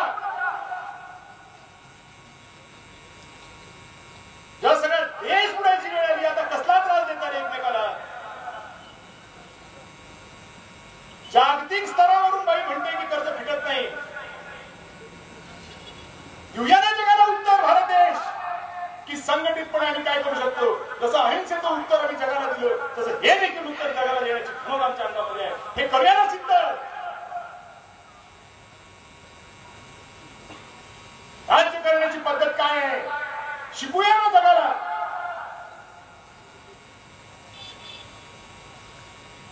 अख्खं जग नतमस्तक होईल आपल्या समोर. या यांनी आम्हाला शिकवलं संघटित व्हायचं, परोपकार, संघशक्ती, परोपकार, सामंजस्य, संवाद.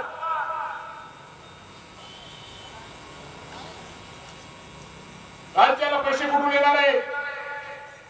जमीन महसुलाचा सगळ्यात महत्वाचा भाग कसा असू शकतो दाखवू ना जगाला आपण.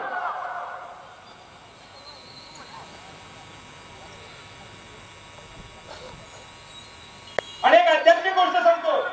खरं म्हणजे माझी लायकी नाही, इकडे दयानंद महाराज बसतात, मी काय बोलणार. पण मला ज्या आयुष्यामध्ये जे घडलंय ते तुम्हाला सांगतो. जे नाहीये त्याचं तुम्हाला दुःख जरूर होणार आहे. कधी कधी होतं, पण ते बाळगत बसू नका. कारण नाही तर तुम्ही सुखी होणारच नाही. ती आधी संपतच नाही. कुठल्याही जिवंत गोष्टीमध्ये आणि मृत गोष्टीमध्ये एकच फरक आहे, त्याच्याशिवाय नाही होणार. ते म्हणजे श्वास, ज्याला आपण कवडीची किंमत देत नाही. आणि कोविड झाल्यावर डॉक्टर म्हणतो सॅच्युरेशन किती आहे, बोर्ड घालतो त्या मशीन मध्ये 94 म्हटलं की तुझे हार्ट अटॅक तिथं झाला.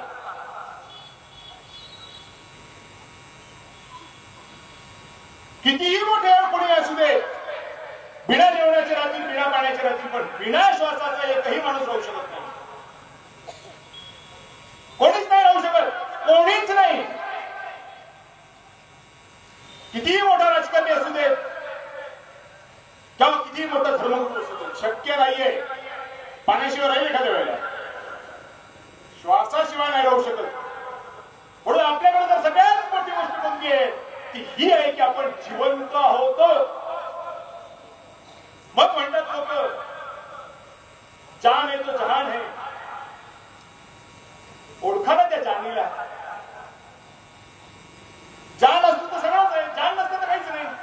अनेक लोक मला सांगतात दादा तब्येतीला जपा, मी म्हणतो तुम्ही पण जरा जपा. जे नाहीये त्याचं दुःख होणं थांबणार आहे का नाही, मनुष्य स्वभाव आहे. पण ते बाळगत बसू नका आणि जे आहे त्याची जाणीव ठेवा. मी असं म्हणत नाही की समाधानी राहा, समाधानी माणूस राहू शकत नाही, प्रॉब्लेम आहे त्याच्यामध्ये. फक्त जाणीव जर ठेवली की माझ्याकडे काय आहे तर समाधान ऑटोमॅटिक येईल. शेतकऱ्यांनी जर जाणीव ठेवली की कोविड मध्ये माझा हुशार माणूस पळत शेतात आला की वावरात काहीतरी खाऊ दे, चुलीवरचं मटण जरा बरं लागतं, पण तुझा गॅस कुठं हरवला आणि गॅस तसाही परवडत नाही, चुपचाप चुलीवर या. लाजू नका, खरं ते परवडत नाही. भिकपाऊड खाण्यापेक्षा चूल बरी.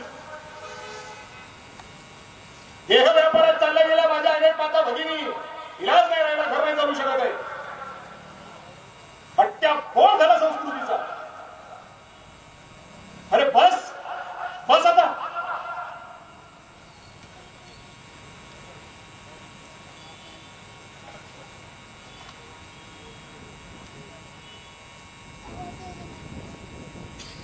आणि अगदीच परवडत नसेल तर शेतात जा आणि शेतात काम करा, तिकडे मजूर मिळत नाही शेतकऱ्याला, काही बिघडत नाही.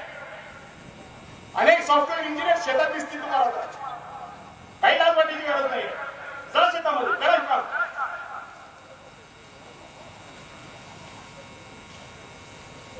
शेती असल्याची जाणीव राहू द्या, जिवंत असल्याची जाणीव राहू द्या. जे नाहीये त्याचं दुःख बाळगू नका, जे आहे त्याची जाणीव राहू द्या. ऑटोमॅटिक बरेचसे प्रश्न आणि म्हणून भाषण संपवण्यापूर्वी मी तुमचा आज इथं आला त्याबद्दल अभिनंदन करीन. कर तुम्हाला तो इंटरेस्ट तयार झाला की तिच्या सभेला जावं, त्याचं जात नाही लोक. पाऊस सुरू आहे तरी देखील लोक हलत नाहीये. फक्त माझी प्रार्थना एवढीच आहे की मी जे बोललोय ते लक्षात घ्या. सरकारला छापत नाहीये आणि आता पुढे छापणार नाही,